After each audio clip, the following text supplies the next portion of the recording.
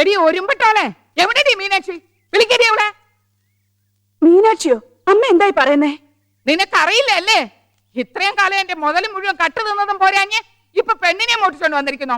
മര്യാദക്ക് ഇറക്കി വിടറി അവളെ. കിളവി നാക്കിലെല്ലാം വെച്ച് തോന്നിയ പറഞ്ഞിട്ടല്ലോ. മണി ഒന്ന് ചുമ്മാരിക്കാമേ. ഇവരാരാന്ന് ഇവരുടെ വിചാരം? ഒരാ സ്വത്തം കെട്ടിപ്പിടിച്ചിരിക്കുന്ന ഭൂതം. സഹിക്കുന്നതിനൊക്കെ ഒരു അതിരുണ്ട്. പ്രായം നോക്കില്ല ഞാൻ. എന്ത് പറഞ്ഞു?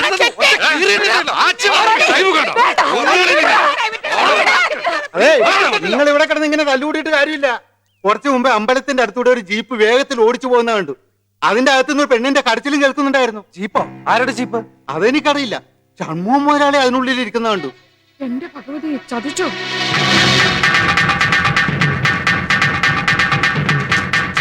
എവിടെ നിന്റെ മുതലാളി?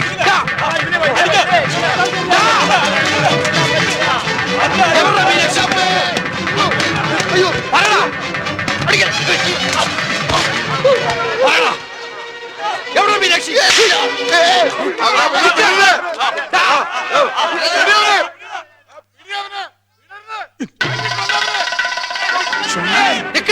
ഒന്നളി ഞാൻ നിന്നെ. ഇവന്മാരും തന്റെ ഡെഡ് ബോഡി കൊണ്ട് പോകും.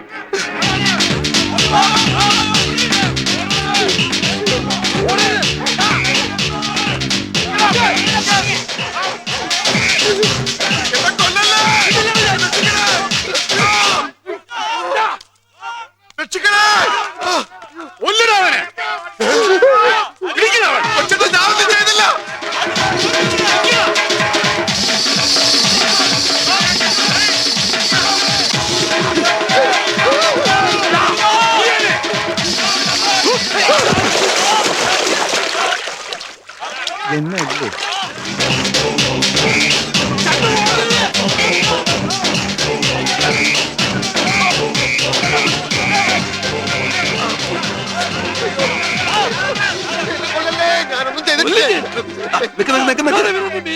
എന്താ പ്രശ്നം? സാറിനെ തല്ലിട്ടുണ്ട്, പോലീസ് എന്നെ തല്ലിട്ടുണ്ട്. അതിനൊക്കെ കാരണം ഉണ്ടായിരുന്നു. മീനാക്ഷിയെ ഞാൻ കണ്ടിട്ടേ ഇല്ല. ഇവരെന്നെ കൊല്ലാൻ വരും. ഇവൻ പറയുന്നു നിന്നെ ഇനി ആരും ഒന്നും ചെയ്യില്ല. വെറുതെ ആരെങ്കിലും എന്തെങ്കിലും പറഞ്ഞെന്ന് വെച്ച് ഒരാളെ വെറുതെ പിടിച്ചിട്ട് തല്ലേ വേണ്ട. മീനാക്ഷി എവിടെ നിന്ന് കണ്ടുപിടിക്കണം? വിളിച്ചു നിൽക്കുന്ന ദ്രോഹി.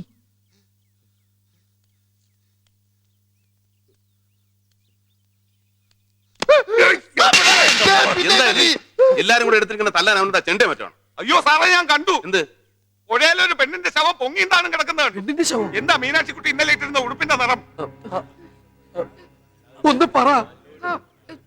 ചുമന്ന പാവാടയും അയ്യോ, എന്നാ ഇനി ഒന്നും ആലോചിക്കാനില്ല. ശവത്തിൽ കണ്ട നിറം അത് തന്നെ.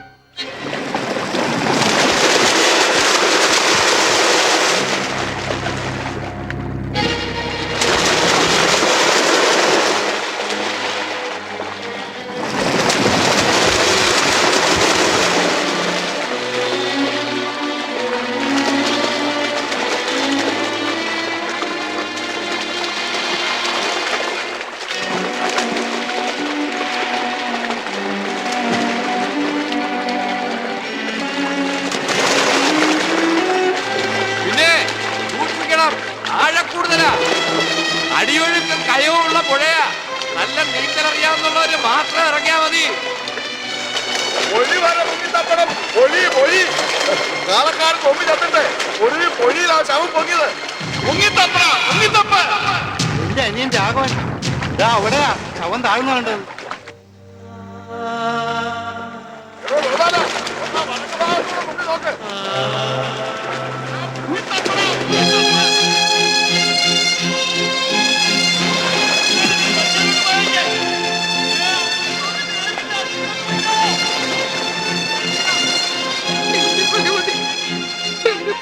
സംഭവിക്കരുത്. എന്റെ കുഞ്ഞിനെ രക്ഷിക്കണേ. അത് വേറെ ആരെങ്കിലും ആയിരിക്കും. അയ്യോ, സംഭവിക്കില്ല. അയ്യോ, എനിക്ക് വയ്യ. എന്റെ കൈയും കാലും തളരുന്നു. അയ്യോ, എനിക്ക് വയ്യ. എന്റെ കുഞ്ഞിനൊന്നും സംഭവിക്കരുത്.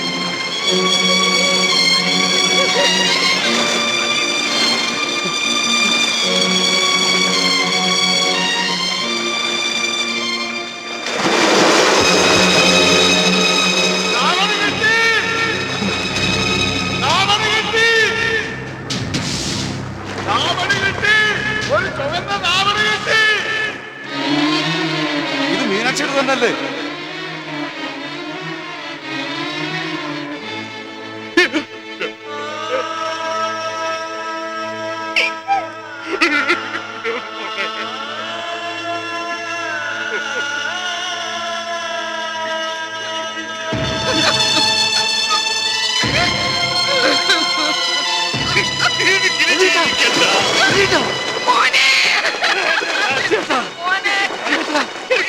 കാണിക്കുന്നത് ഞാനാ എന്റെ മോളെ കൊന്നത്. എന്റെ മോളുടെ ഒരാഗ്രഹവും സാധിച്ചു കൊടുക്കാത്ത, ഒന്നിനും കൊള്ളാത്ത ഈ അച്ഛനെ ജീവിച്ചിരിക്കാൻ അവകാശമില്ല. വല്യേട്ടൻ മാത്രമല്ല നമ്മുടെ മോളെ കൊന്നത്, എല്ലാരും കൂടിയാ. നമുക്ക് ആർക്കും ജീവിച്ചിരിക്കാൻ അവകാശമില്ല. തൃപ്തിയായില്ലേ അച്ചമ്മയ്ക്ക്? പണപ്പെട്ടിയും താക്കോലും നെല്ലും നിലവും ഒക്കെ കെട്ടിപ്പിടിച്ചോണ്ടിരുന്നു. പക്ഷേ പനം നൊന്ത് മരിച്ച മീനാക്ഷിയുടെ ശാപമുണ്ടല്ലോ, ഒരു കാലത്തും അച്ചമ്മയ്ക്ക് സ്വസ്ഥത ഇല്ല. സ്നേഹിക്കുന്നവരെ അകറ്റുന്നതല്ല കുടുംബ മഹിമ. ഇപ്പൊ എന്തിനാ കരയുന്നേ? ഒക്കെ കഴിഞ്ഞില്ലേ? ഞാൻ അറിഞ്ഞില്ല മോളെ, അവളുടെ മനസ്സിൽ മണികണ്ഠനോടുള്ള സ്നേഹം അത്രയ്ക്കുണ്ടെന്ന് എനിക്കറിയാൻ കഴിഞ്ഞില്ല. എന്റെ കണ്ണിൽ തിമിരമായിരുന്നു. എന്റെ ഭഗവതി, എന്റെ കുഞ്ഞിനെ നീ ജീവനോടെ തിരിച്ചു തന്നിരുന്നെങ്കിൽ അവളുടെ ഏതിഷ്ടവും ഞാൻ സാധിച്ചു കൊടുക്കുമായിരുന്നല്ലോ. അതിന് പറഞ്ഞിട്ട് എന്താ കാര്യം? വൈകിപ്പോയില്ലേ? വൈകിപ്പോയിട്ടില്ല. മീനാക്ഷിയെ ഞാൻ തിരിച്ചു തരാം. ഭഗവതി തിരിച്ചു തന്നു എന്ന് വിചാരിച്ചാ മതി. മീനാക്ഷി,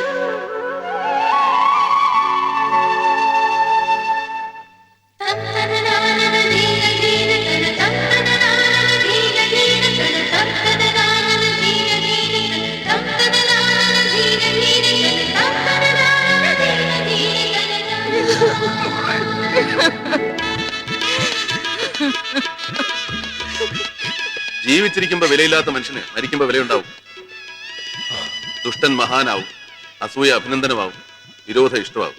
അത് മനുഷ്യ സഹജമാണ്. അത് തന്നെയാണ് ആച്ചമ്മയ്ക്ക് സംഭവിച്ചത്. കഴിഞ്ഞ കാലത്തെ പാപങ്ങൾക്ക് പരിഹാരം ചെയ്യാൻ കിട്ടിയ ഒരു അവസരമാണിത്. പഴകരുത്. അതോടെ സ്വർഗവാതിൽ എൻട്രി ഷുവർ. സാറിനെ അന്വേഷിച്ച് അവിടെ പട്ടാളം പോലീസൊക്കെ വന്നിരിക്കുന്നു.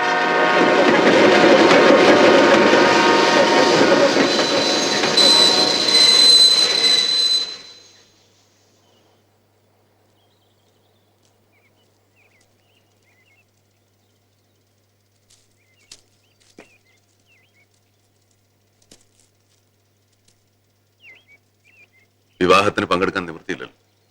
എന്നാലും എന്റെ മനസ്സും അനുഗ്രഹവും ഒക്കെ അവിടെ ഉണ്ടാവും.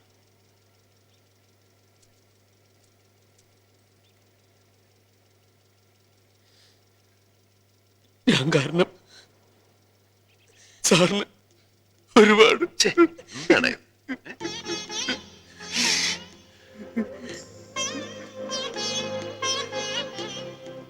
സന്തോഷിക്കേണ്ട സമയമല്ലേ അത്? എന്തെങ്കിലും നന്മ ചെയ്യാൻ അവസരം കിട്ടുക എന്നുള്ളതാണ് ജീവിതത്തിലെ ഏറ്റവും വലിയ ഭാഗ്യം.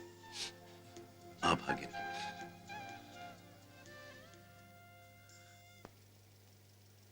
വരട്ടെ. ഇനി ഇങ്ങോട്ടൊക്കെ വരണം, ഞങ്ങൾ നോക്കിയിരിക്കും. തീർച്ചയായും.